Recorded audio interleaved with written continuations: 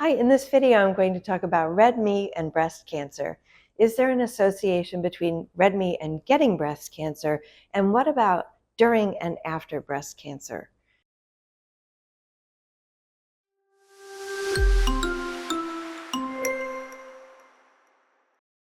Red meat has been vilified, hasn't it? We hear that we want to eat less red meat, and that's actually the case for several reasons. The first is that red meat has a lot of fat, and eating a lot of red meat contributes to a multitude of chronic diseases, heart disease and cerebrovascular disease like stroke. And we know that some processed meats that are generally red meat are associated with an increase in the risk of cancer, in particular gastric cancer. These are processed meats, smoked meats or cold cuts, things that have been highly processed because that processing, the procedures done in processing put a lot of chemicals in that are not natural, and because the dwell time in the stomach is longer than most other parts of the body, have been associated with stomach cancer.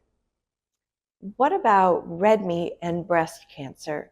You know, the data are really mixed here. It's really hard to look just at red meat separated from all other behaviors that might be associated with developing breast cancer. For example, cultures that eat a lot of red meat tend to have people who are heavier. And we know that on average, a higher body size is associated with a higher risk of breast cancer.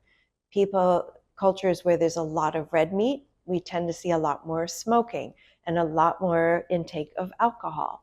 So all of these factors together are really hard to piece out.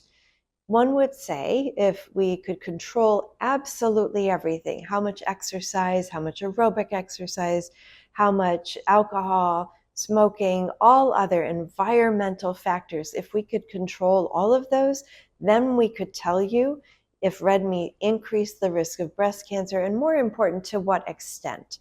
So if red meat increases the risk of breast cancer, it's to a small extent. So perhaps a 1.2 odds of developing breast cancer. And we know there are other things that increase the risk of breast cancer to the same extent, like getting older. So it's really hard to say if you got breast cancer, it's because you eat a lot of red meat. And if you've been told you eat a lot of red meat, that's why you have breast cancer, I want to assure you that's not the case. It may be one contributing factor at a population level. Remember, in a given individual, in a given person, we cannot say for most people what caused breast cancer in that case. In that particular person, there are only a couple things that we know have sort of a one-to-one relationship, and those would be direct radiation therapy to breast tissue when we're very young or around the time of puberty, and having an inherited susceptibility, having an inherited gene that we can say contributed one-to-one with getting breast cancer. So the bottom line with red meat is that we cannot say it causes in a given person their breast cancer. It may contribute to the overall risk along with other things that tend to go along with high consumption of red meat. What about the safety of red meat during breast cancer treatment? There is really no reason, if you are craving some red meat during your breast cancer treatment, that you can't have it. I am dead serious about this. I have vegetarian patients who tell me that the one thing they've craved during treatment with chemotherapy or radiation therapy or around surgery was a hamburger. So there's no accounting for taste. There's no accounting for cravings. Similarly, I've had people where the last thing they wanted was red meat, and they've always been a regular red meat eater. So lots of things happen during chemotherapy. We do know that red meat, a lot of red meat and the condiments we put on can be constipating, and that can be something that happens during chemotherapy, that because red meat doesn't have fiber, and if we get full on a meal containing red meat, we tend not to also eat a lot of fruits and vegetables, leafy greens, other fiber-containing things that can help us with constipation, but it's not going to hurt you during chemotherapy. Again, I know that I've said this before, but everything in moderation.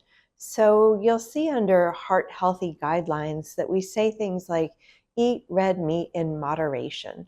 And what that means is generally 2 to 3 servings of red meat at most in a week. Now, you might have a week where there's a lot more, and you might have a week where there's a lot less. So we just mean on average. Now, let's say you're all done with your breast cancer treatment and you're wondering, is red meat safe for me? The same thing applies. We say everything in moderation. So if you decide I'm going to completely change my diet and never have red meat again, that's great. There are lots of reasons to do that, to cut out red meat. Red meat is not great for the environment.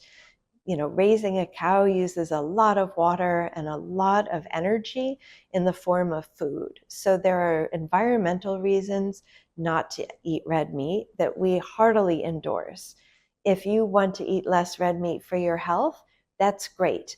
But if you're somebody who likes to have an occasional steak or hot dog or another form of red meat, there is no reason that you can't do that.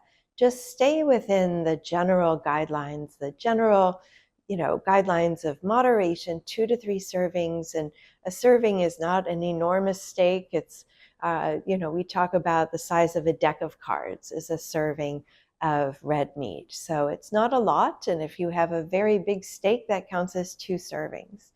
I hope this has been helpful. If it has, click like. Don't forget to subscribe to our channel.